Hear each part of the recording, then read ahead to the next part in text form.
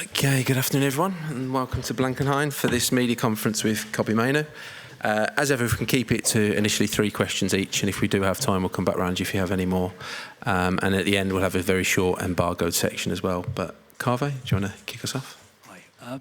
First of all, you could be coming up against 2 of your Manchester United teammates on Thursday, Christian Eriksen and Rasmus Højlund. Can you just tell us a little bit about what they're like as teammates and what would it be like to play against them? And also the incredible journey that Christian Eriksen has been on over the past 3 years. Yeah, I mean, they're both great teammates to me. Obviously, me and Rasmus are quite young, so we're quite close in the team. We're always around him and stuff. And then Christian, I've learnt a lot from him. Watching him last season when I wasn't playing so much and trying to pick up things from his game as well. And then obviously the great journey he's been on since the last Euros has been amazing. Being able to be around him so close, he's such a good player.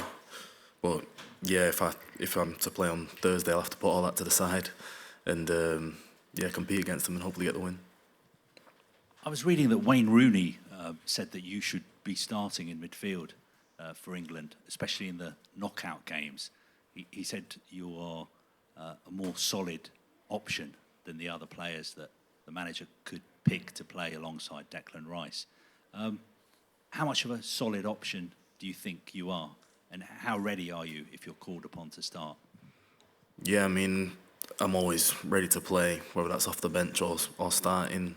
Well, obviously there's other great midfielders in the squad, as we know, in the Premier League and also in the league like Jude. So I'm just trying to train hard and be ready when I'm chosen upon.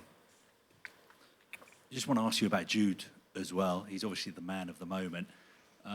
What is he like to train with, and what is he like as a teammate?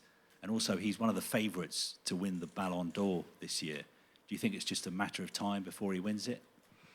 Yeah, definitely. I mean, everyone knows how great of a player he is. I mean, we see it every day in training here, and he's such a nice guy as well. And to train with him is really good. He's demanding. You know, he has high standards that he sets and expects. So to play with him and be around him is great, obviously, and things he's done at Real Madrid, and it's rightly so that he's a contender for the Ballon d'Or. Go Alex Hale next, then James, and then go back to Alex. Hi, Kobbie. At the beginning of the season, you played in pre-season against Arsenal, and then you got injured in the second game against Real Madrid. You've had such an amazing breakthrough season, but were you worried it wasn't going to come for you then, as you didn't play until November? Yeah, I mean, it was a tough one to take, the injury against Real Madrid, and took me a day or 2 for it to sink in that it had happened, and then after that it was just focusing on getting back and trusting the process, trusting the medical team that they'd get me back and I'd be in better shape and in a better position when I come back. So it's just all about patience and timing, really. What did the manager say to you during that time? What was it waiting like, knowing you're going to have the breakthrough season, probably the most important of your career? Yeah, I mean, I didn't know what the season would look like when I came back. I mean, when I did come back into training, I played a few games with the under-21s. And yeah, I'm just glad he had the belief with me, and grateful he had the belief in me to put me in against Everton. And finally, we found out that the England players are drinking pickle juice to battle cramp. Have you tried it yourself? No, I've not tried pickle. I've not even seen that. But I didn't even know that was a cramp fix. Maybe I'll have to try it. But no, I've not done it yet. James Ollie. Hi, Kobbie. You're talking about obviously Erik ten Hag there. Just wanted to get your reaction to him staying at Manchester United, because obviously that was a bit uncertain when you left to join up with the England squad. Yeah, obviously happy to be building with him. I mean, he's already got 2 trophies. Hopefully there's more to come. And yeah, it's nice to have that peace of mind that we know what manager we're going back to in the new season. Do you feel you probably wouldn't be sitting there now with England, part of the Euro 2024 squad, if it wasn't for him? Yeah, I'm so grateful for him that he put so much trust in me and believed in me to play in the team. And yeah, I can't thank him enough. And also, it was reported earlier this year that the Ghanaian FA tried to convince you to play for Ghana. Was that true, and was it close? Were you tempted? Obviously, proud of my Ghanaian heritage, and it's speculations and whatnot. But yeah, I mean, it's always been a dream to play for England, so I'm happy to be here. So that was never sort of a serious option for you, I guess? Considered, but I wanted to play for England. Thank you. That's Henry Winter. Hi, Kobbie. There was a moment in the Brentford game when you had Ivan Toney to your left and Johan Wissa to your right, and you had what looked like half of Brentford's midfield behind you. And Arne had the ball and he rolled it out and you just took it on the half turn. Have you always had that fearlessness? Was there anyone that you learnt from or looked at who played that position? I mean, growing up, I always looked up to attackers because I was an attacker. You know, I was a striker for most of my academy days, and so I loved being on the ball. And I don't know, maybe playing futsal, I was just always comfortable taking it in tight areas and like to turn and go forward with it. So you had a background in futsal. That was a Yeah. Right. What presumably playing locally and Yeah, just locally. Thank you. Okay, over the next, use one of these microphones as well. Pass the microphone. And then Ewan, we'll come to you yourself then. Yeah. So, Kasper Pagh from Danish media, Bold.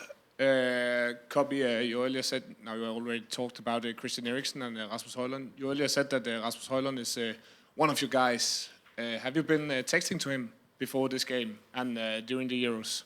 No, I've not spoke to him recently, but I'll probably leave that for after the game. You know, focused on what's going on here, and then maybe after the game I'll speak to him. Could he be a guy that would send you a message before a game? Maybe I don't know. I've not played against him before, so we'll see. And how good friends are you playing together in Manchester United? Yeah, really good friends. I mean, it's good to have them relationships on the pitch and obviously build them off the pitch and around the training ground. So, yeah, it's good to have them around. Thank you. Thank you. Just answer Ewan in the middle of the black shirt and then Faye Carruthers. Hi, mate. Jude Bellingham described Bryce as one of the best players in the world in his position after the game the other day. I'm just wondering what it's been like to play alongside him in your early senior international career. What's your relationship like with him on and off the pitch as well? Yeah, Deck, he's such a good player, so reliable. I mean, he's so good on the ball and dominant in the midfield. So when I did get to play against him, it's always a joy, you know, to have someone so strong on the ball next to you, and you can always trust him no matter where you are on the pitch. Also, is it kind of a testament to how good he is that people would stop talking about his transfer fee pretty much immediately into last season? Yeah, I mean, you think everyone knows he's worth every penny. He's such a good player, and he's proved that in the Prem and also in the international level. And also, just how easy it is to play alongside someone like that, who's such an all-rounder, can drive forward with the ball, can defend, he's making interceptions, all that kind of stuff. How easy is it to play alongside someone like that? Yeah, it frees me up a lot and allows me to also go forward and attack because I always know I can trust him there, and then when he goes, I can sit for him as well. So it's a dream. Cheers. Okay, Faye Carruthers. Hi, Kobbie. Nice to see you.